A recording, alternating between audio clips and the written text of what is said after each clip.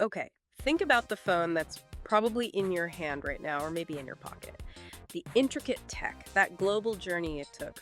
Now, picture this, a huge shift, a tectonic shift, really, in where the ones heading to the US are actually put together. We're talking moving away from China towards India, and that picture is becoming reality fast. That's what we're diving into today.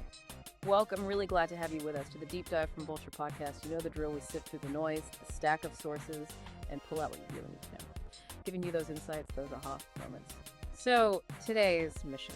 We're getting under the hood of Apple's potential, well, seemingly definite major move of iPhone production from China to India. We've got news reports, analyses. We want to understand why this is happening now, the hurdles involved, and frankly, what it all means.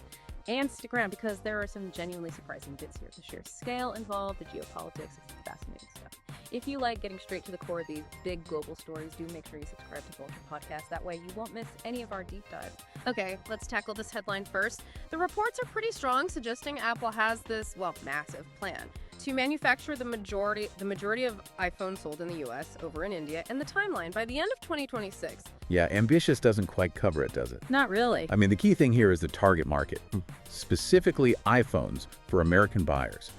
Right now, something like 80%, maybe more, of those phones come out of China. And the goal, this comes from a Reuters report citing a source, is basically to flip that script, make India the main hub for US-bound iPhones. In what, roughly 18 months? That's incredibly fast for this kind of industrial shift. It is, and it's not just talk. The reports say Apple is actively in discussion, deep discussions, with the big players, their contract manufacturers. You know, Foxconn, Tata. Tata, right after they acquired Wistron's operations there. Exactly. So these aren't just like initial feelers. These seem to be concrete planning stages for a major restructure of a huge part of their supply chain. So what's pushing this? Why now, and why so aggressively? Well, a huge piece of the puzzle, you really can't ignore it, is the whole trade situation, specifically the tariffs and the ongoing tensions between the U.S. and China. Ah, yes, the tariffs. Some of those introduced a few years back were really steep, weren't they? I remember reading reports mentioning figures over 100% on some goods. That's right. Those initial high tariffs, especially during the Trump administration, they created a very powerful incentive for companies like Apple, heavily reliant on China, to look elsewhere. It's about keeping prices competitive in the U.S. market at the end of the day. If your import costs suddenly spike, you have to react. Makes sense. And weren't electronics initially sort of exempt from some of the early rounds? Yeah, that's an interesting point from one of the sources. The landscape kept shifting. Electronics got a bit of a pass initially in some reciprocal tariff situations, but the overall climate was definitely changing. It made long-term planning very tricky if you were all in on China. Okay, so the China tariffs are a big push factor. How does India fit into the tariff picture from the U.S. perspective? Are goods from India tariff-free? Not entirely, no. At the time one of these articles was written, there was still a tariff, around 26%, on certain Indian imports into the U.S. So it's lower than the peak China tariffs, significantly lower, but not zero. Plus, complicating things further, there was a recent temporary suspension of most tariffs by the U.S. for 3 months. China was excluded from that suspension, though. Okay, so it's a complex, shifting landscape, but generally the tariff situation is more favorable towards India compared to China right now. That seems to be the calculus, yes. Yeah. It reduces one major area of uncertainty and potential cost escalation.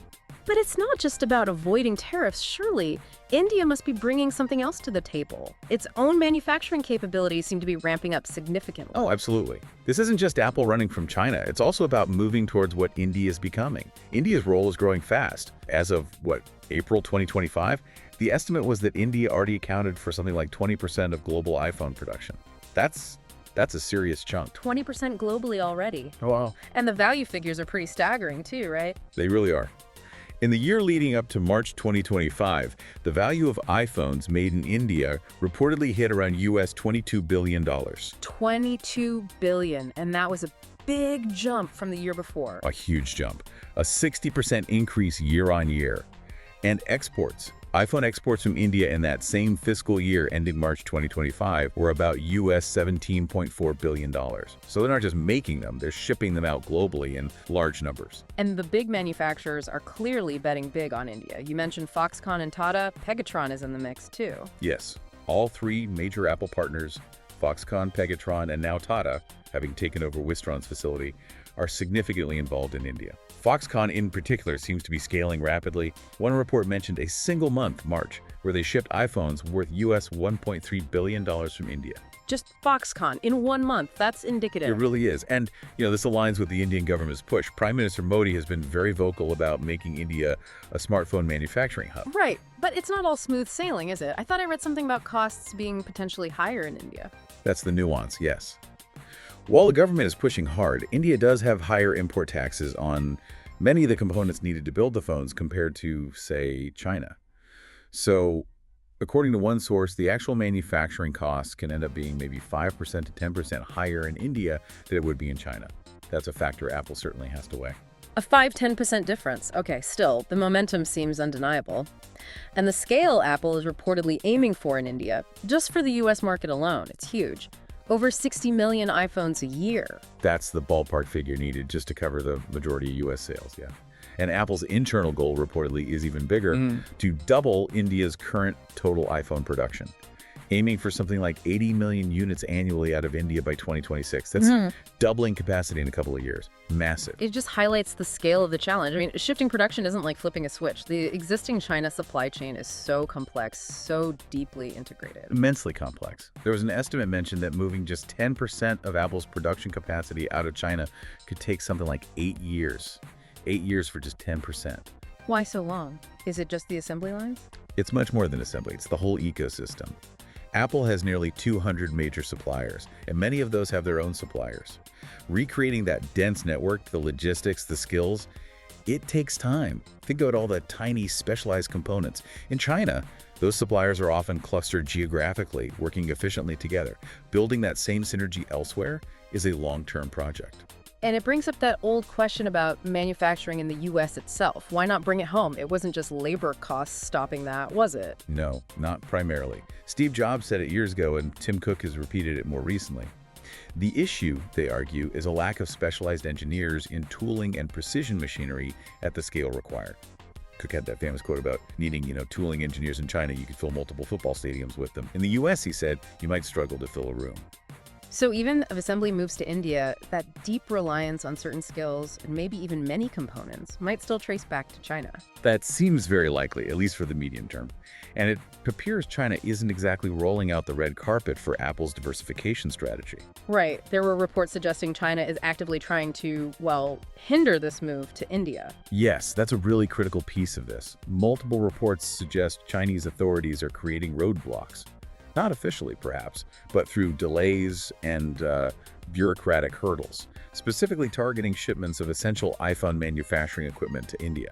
Things getting held up, needing extra approvals with no clear reason. Yeah, but how?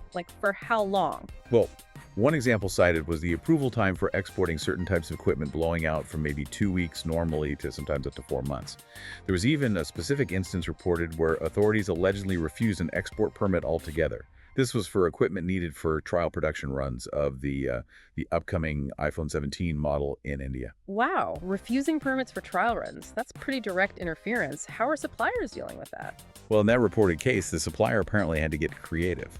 They reportedly set up a front company, sort of a shell company, in another Southeast Asian country just to reroute the equipment and get around the Chinese export controls. Going to those lengths? It shows the pressure they're under. It really does. It highlights the friction this kind of major supply chain shift can create between nations and companies. And it reinforces your earlier point. Even if the final phone says assembled in India, a lot of the guts, the components, are still likely coming from Chinese companies for a while yet. Exactly. The assembly is just one, albeit visible, part of a very long and complex chain. Breaking the dependence on Chinese component suppliers is probably an even bigger, longer-term challenge than moving final assembly. Okay, so that's the Apple-China-India dynamic. But shifting focus slightly, India itself isn't just passively receiving this investment, right? They have their own big ambitions for manufacturing. I saw something about Manufacturing 5.0 in Telangana. Yes, that's a really interesting parallel story. Telangana, one of India's states, is actively pushing this concept they call Manufacturing 5.0. And it's not just about making more stuff. It's a much more integrated vision. Think advanced tech, AI, robotics working alongside people, plus a really strong focus on sustainability. So, manufacturing 5.0, it's like the next generation of industry, integrating humans and machines more. Precisely. They've got initiatives like T-Hub, WeHub, RICH. These are focused on upskilling the workforce for these new environments, fostering that human-robot collaboration on the factory floor, getting ready for more automation and digital processes. And the sustainability angle seems pretty central, too. Very central. Telangana's got this ambitious target carbon neutrality by 2047, and they're putting incentives behind it. For example, offering small businesses, the MSMEs, a bonus in terms of the factory space they can build if they adopt green manufacturing practices. They're even setting up coal-free industrial parks near Hyderabad. Coal-free parks. That's a statement. It sounds very comprehensive. Are they supporting those smaller businesses in other ways too? Because they're crucial, right? Absolutely crucial. There's a big MSME development plan running 2024-2029 with significant funding around US $480 million mentioned. It's aimed at helping new businesses start, making existing ones more competitive, creating skilled jobs. Hyderabad is also becoming a bit of a hub for AI in manufacturing, especially in pharmaceuticals. And there's a specific fund, the Yantram Fund, to help these smaller firms modernize. Modernize, like adopt some of that 5.0 tech. Exactly. And they're even offering 100% subsidy for patent registration, trying to encourage homegrown innovation. Okay, so India, or at least parts of it like Telangana, is actively building an ecosystem for advanced sustainable manufacturing. It's not just waiting for companies like Apple to show up. Definitely not. They're trying to create the conditions to attract and sustain this kind of high-value manufacturing for the long term. And all of this inevitably circles back to the bigger geopolitical picture. This Apple shift isn't happening in a vacuum. Not at all. It's a prime example of how those US-China trade tensions are fundamentally reshaping global supply chains. It's forcing big multinationals to rethink decades of strategy focused on China. Diversification is the name of the game now. And when a giant like Apple makes such a significant move, does that tend to make other tech companies follow suit? Could we see a wider trend? It's highly likely. Apple is often a bellwether. Their moves are watched incredibly closely. If they successfully navigate this very complex shift to India, it could absolutely embolden other tech firms, and maybe firms in other sectors too, to accelerate their own diversification plans away from heavy China reliance. Plus, you have ongoing talks between India and the US about potentially forging a free trade agreement. If that happens, it would only add more momentum to this kind of shift. Right. So let's try and pull the threads together from this deep dive. The big picture seems to be Apple is seriously accelerating its move to make US-bound iPhones in India, targeting late 2026. Key drivers, definitely the US-China trade friction and tariffs, but also India's own rapidly growing manufacturing capability and supportive government policy. Correct. But it's also clear this is a massive, complex undertaking. There are challenges, the sheer scale, the intricate supply chains, potential pushback from China, maybe slightly higher costs initially in India. It's definitely not just about moving some assembly lines. It feels more like trying to replumb a huge portion of the global tech manufacturing system. That's a good way to put it, a fundamental re-architecting. Which leaves you, the listener, with some big questions to ponder, doesn't it? What does this signal for the future of global manufacturing overall? How might this reshape the relationships economic, political between the US, China, and India in the coming years? And are we going to see similar shifts ripple through other major industries? Yeah, maybe here's a final thought to chew on. As this map of global manufacturing gets redrawn before our eyes, will the biggest impact ultimately be something you notice in the price or availability of your next device? Or is this more of a quiet background revolution just changing where our technology comes from?